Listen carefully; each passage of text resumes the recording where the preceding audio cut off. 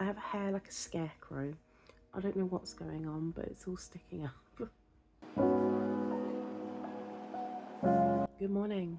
It's Monday the 3rd of February. I didn't sleep all that well, and I have a banging headache this morning. So I'm going to try and see if the tea will revive me. The tea? The coffee. I'm going to see if the coffee will revive me. So I'm going to sit here, I'm going to drink my coffee, watch some YouTube, born apple tea, or whatever the saying is.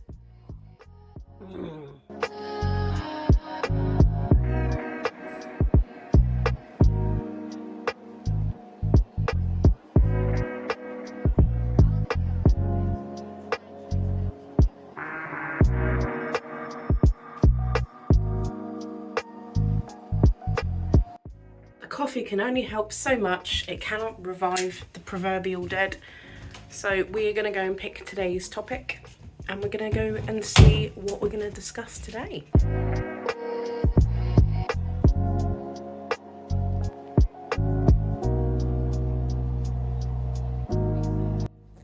April, you know you're not allowed there. Excuse me. Excuse me. You're not allowed. You're not allowed there. I have to go to work. Now, during the week, I'm not going to be doing really many fun walks because it does get dark so early, and I do need to work during the week.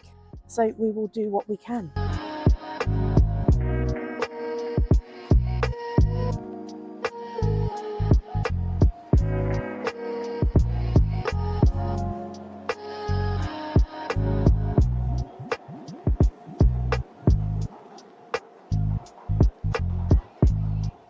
I did just under 2 miles to work this morning, and over the weekend I did about 8 miles.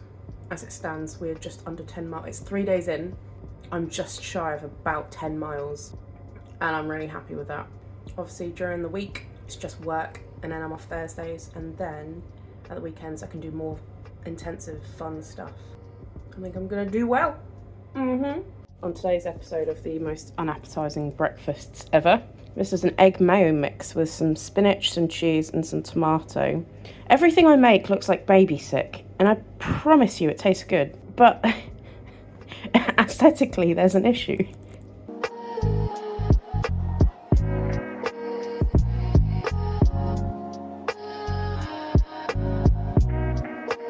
Very happy I'm actually leaving work in daylight, or the very end of the day. I decided that I fancied a stroganoff in my slow cooker. It's not going to be ready for me to eat tonight because I need to cook it on high for like 3 to 4 hours, and it's already 6 o'clock now. So I'll probably make mini tortilla pizzas for tonight. It's coming together. That's probably going to be tomorrow night's dinner, and then batch cook for the rest of the week. I made a tortilla wrap mini pizza. Look how freaking cute this is. It's got mozzarella, cheddar, spinach, mushroom, tomato paste. I love it. My stroganoff smells so good.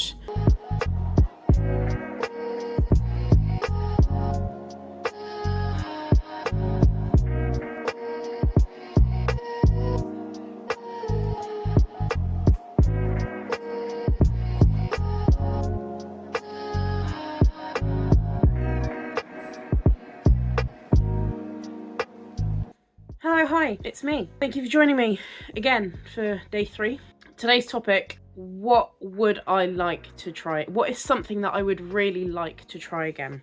A few things come to mind. The one that kind of screams most of all is veterinary nursing, hands down. It's what I was training for. To give you some context, I used to work in recruitment. I worked in recruitment from 2012 to 2014. I left for a year. I worked in financial services, and then I returned back to the same company that I was with. I worked there for a further 4 years, something like that, until I lost my love for what I did. And I liked the company, I liked the people, I lost the spark for what I like to do. Towards the end of my tenure working for that company, I decided that I wanted to work with animals by any means necessary. What I ended up doing is I sent my CV and a personalised covering letter to every veterinary practice, dog groomer, dog walker, anything to pet shop, anything to do with animals, even remotely, I sent my CV to them. I followed it up every single month. I said, hey, looking to touch base again. What did you think about my CV? Anything coming up? I became so annoying because I wanted my dream to come true, and I didn't get the opportunity to study with animals growing up. I had a couple of friends that went to BCA, the Berkshire College of Agriculture, but unfortunately I didn't get that opportunity because of just how life worked out. And it was something that I always wanted to do. I had two loves in life. One was writing books, two was working with animals, and I'm very, very, very fortunate enough to do both. Right now, I do both.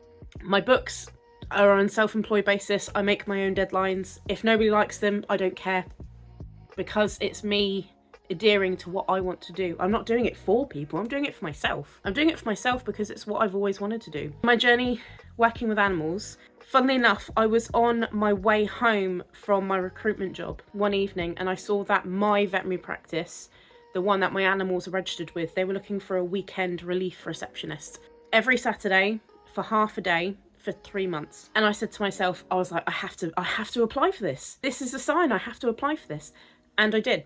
I wrote a covering letter. I respect my CV. I wanted to make it as impressive as possible. I, up till that point, had been doing like online CPD, professional development, free CPD events to try and boost my knowledge, because I was going into an industry that I had no predisposition of, I had no knowledge of, I had no experience of. I had to take steps to bolster my knowledge as much as possible. I was trying to learn about ferrets with adrenal gland issues before I'd even worked in the veterinary industry, which, by the way, I've never used in my life. I've never referred to adrenal gland issues in ferrets ever, but it was interesting to learn about. I went for my interview. My reception manager, who I'm still friends with, was very, very, very beautiful, very intimidating. Halfway through my interview, so we did the first 30 minutes of talking, the second 30 minutes, she turned to me and said, right, let's get you on reception. We're going to put you at the forefront. And she marched me out to reception area because this was a receptionist role. She put me on reception.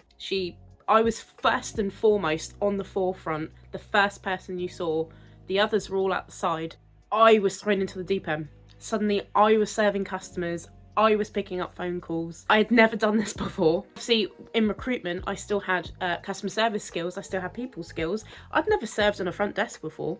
All of my customer experience was over the phone, via email, via software. Never had it been face-to-face, really, except for maybe the odd meeting. So I did this. I was terrified. And a little voice said to me, you need to chill out and you need to show them what you can do. And I did. And I got through the interview. I got through the practical part. The next day I got offered the job and I was gobsmacked. I was like, it was a surreal moment. I remember when my now friend, my reception manager, rang me and she was like, we'd like to offer you the job. I think I actually jumped and kicked my heels together. And you only see that in cartoons and really cheesy rom-coms. I think I did that. I was so happy, so made up. That ended up being the start of my absolute love. I love being in the veterinary industry. There's no other industry I would rather be in. It's tough, low paid. It is a myriad of different issues, all thrown together. Some days I can be shouted at by several people. Some days I can have the best day of my life, accomplished so many things. Some days I'm hugging a client because the pet that I'd known for many years that they'd been bringing in has passed away or is in the process of passing away. Suddenly it was like I was losing a part of my family as well. My part-time contracted receptionist role, I think it was 8 till 1 or 2 o'clock every Saturday. I was still working recruitment in the week and I worked in Portsmouth at the time. Monday through to Friday, 9 till 6, half 6, half 5, I can't remember. I was doing recruitment. Saturdays, I was doing veterinary. I only had Sundays off because after I finished my Saturdays at my practice, I went home and revised all of my notes from things that I'd written during the day because I wanted to do so well. And I was going home and I was looking up various parasiticides, diagnostics, diseases, specific softwares that I needed to look up. So it's Sundays. For 3 months, I did this for 3 months. I worked 2 jobs. At the end of it, I was offered a full-time receptionist role, and I took it. I jumped at the chance, absolutely jumped at the chance. My dream had come true. Finally, I must have been about 27, 28 at the time, something like that. I handed in my notice at my recruitment company. Unfortunately, my mental health at the time wasn't great. So when I handed in my notice, it had come as such a relief to me. I needed a change. And I didn't recognise that I was becoming a person that just wasn't happy anymore before that point. About 6 months later, I was offered the role of a veterinary care assistant. Rather than be on reception, I was going to be as part of the nursing team. It would be grunt work, it would be dirty, sweaty, long hours, again, crap pay, but I was going to be a veterinary care assistant. I was actually going to the thick of things now. And from there, I was a VCA for maybe 2 years. And then I was offered the opportunity to become a student veterinary nurse. They were putting money into me to send me to college to be a student veterinary nurse. I was like, oh my God, this is it. I'm finally doing it. And I went off to college. It's a 3-year course. I ended up doing 2 years, and then I had a really bad accident. It was not related to veterinary, but it forced me out of nursing for a while. What happened, it was a really traumatic accident, and I wish it was a cooler accident to talk about. I was walking my dog when I had Milo. I bent down to pick up his poo on a walk one day, and I heard my knee snap. Suddenly, I was sprawled out over the curb in a diagonal position, half on the road, half on the path. My phone with my hand was pinned under me. I couldn't reach my phone. I had such a sick, nauseous feeling in my stomach. I've dislocated that knee before. I know what it feels like. This felt so much worse, so much different. I lay there for 10 minutes trying to see if I could, if something had happened, if I'd hit my head. I hit the back of my head quite hard. I lay there for 10 minutes, and then my dog was walking around me. I couldn't reach him. So then I started yelling. I started screaming for help. This was about 9 o'clock in the morning. It was a very, very, very cold winter morning, and I was on my own with my dog. My knee had snapped, my arm was pinned under me. Thankfully, I wasn't too far away from home. Someone heard me come out of their house and they called an ambulance. Someone else who was a retired nurse came out of their house. I'm crying at this point on the floor because I don't know what's happened to me. It all happened both in slow motion, and it was like I completely disassociated from who I was. All I knew is I couldn't move my knee, I couldn't move my leg. Half of me was diagonal, pinned on the road, twisted. My body was twisted. I couldn't move. All of a sudden, I'm clinging to this poor man who's just trying to go off to work. And I'm like, please don't leave me, please don't leave me. Looking back on it now, I can smile, but back then it was so traumatic. And then, thankfully, the ambulance came. The woman who was a retired nurse was very helpful. She gave me a pillow. She let me cry. I just cried. I was like, oh, I'm so sorry. I just don't know what to do. It was awful. It was horrendous. It was awful. My first point of call was that knee had dislocated again. It dislocated to the left-hand side, which is the side that it seems to favour. So they gave me gas and air. They reset the knee back into place. If you're on enough gas and air, can't really feel it that much. The first lot of gas and air they gave me, I was like, no, I need more gas. I need more gas, come on. You dislocate a knee, it moves to the side. So the easiest and only way you can reset a dislocated knee is to straighten the leg, and the knee snaps back into place like a rubber band. That stomach crunching feeling, I knew what I was going to feel and what I was going to hear. And hearing your own knee be snapped left and right is the most horrible sound in the world. And I limped back home because I wasn't too far away from home, with them, one paramedic either side of me, and I was crying. I was still crying.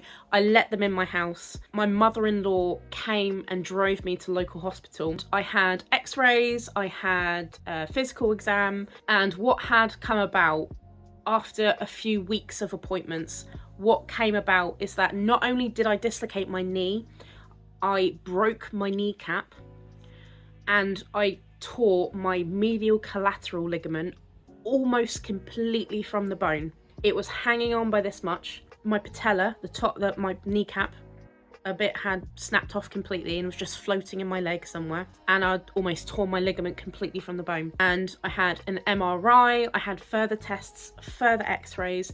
There was a question whether I was gonna need surgery at some point to try and fix it. I was in bed for about 2 months. I could not move my leg at all. The ligament, it growing back, was horrendous.